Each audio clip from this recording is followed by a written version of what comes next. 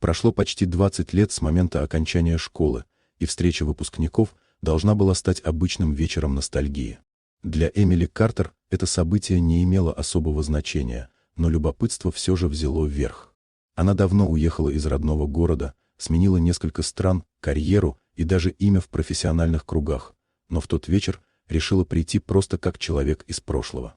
Эмили появилась скромно, без показной роскоши. Немногие сразу узнали в ней ту самую тихую девушку, над которой когда-то посмеивались.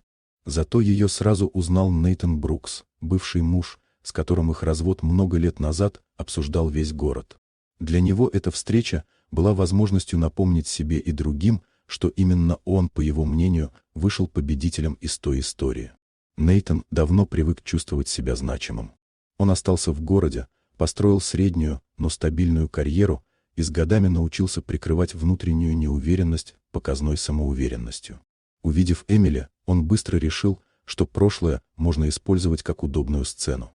В его представлении она все еще должна была быть той самой женщиной, которую он когда-то оставил, уверенной, что без него она не добьется ничего. Пока гости рассаживались и вспоминали школьные годы, Нейтан демонстративно обращал на Эмили внимание, напоминая окружающим о ее неудачах и ошибках, аккуратно и с холодной усмешкой. Он был уверен, что контролирует ситуацию, и наслаждался ощущением превосходства, не замечая, как меняется атмосфера вокруг. Все изменилось, когда к вечеру подъехала машина, резко выделявшаяся на фоне остальных. Из нее вышел мужчина, чье присутствие сразу притянуло взгляды.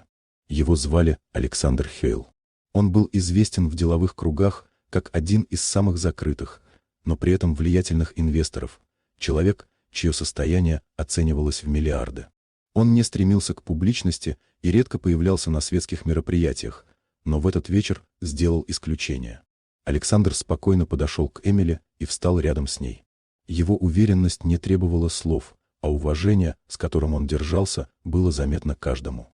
Стало очевидно, что между ними не показная связь, а союз двух взрослых и сильных людей. Те, кто раньше слушал Нейтана с неловким интересом, теперь начали понимать, насколько ошибочным было их молчаливое согласие. Нейтан быстро осознал, что внимание зала сместилось. Его попытка унизить Эмили обернулась против него самого. Контраст между его насмешливым прошлым и настоящим Эмили оказался слишком очевидным. Она больше не нуждалась в оправданиях. Ее жизнь говорила за нее, спокойно, уверенно и без желания что-то доказывать.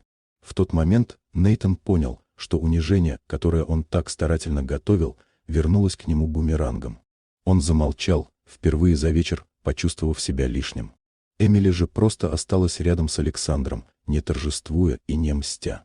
Ей больше не нужно было побеждать. Она уже давно это сделала, просто выбрав другую жизнь.